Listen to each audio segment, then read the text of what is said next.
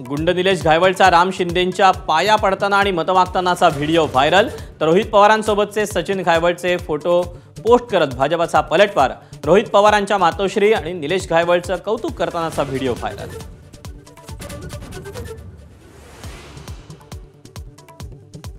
योगेश कदमांची हकालपट्टी केल्याशिवाय शांत बसणार नाही, परबांचा एल्गार।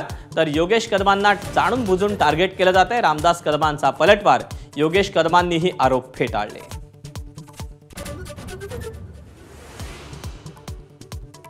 मराठा समाजापाठोपाठ आता ओबीसी समाजाचीही आरक्षणासाठी मुंबईत धडक। आंदोलनात सहभागी होण्यासाठी रायगडसह संपूर्ण कोकणातून हजारोंच्या संख्येने आंदोलक आझाद मैदानात एकवटले।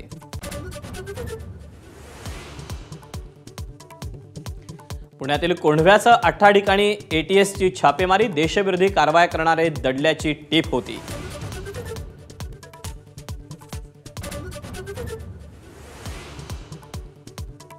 महावितरण, महानिर्मिती आणि महापारेषणचे कर्मचारी रात्रीपासून अचानक संपावर। खासगीकरणाच्या विरोधात एकवटले कर्मचारी।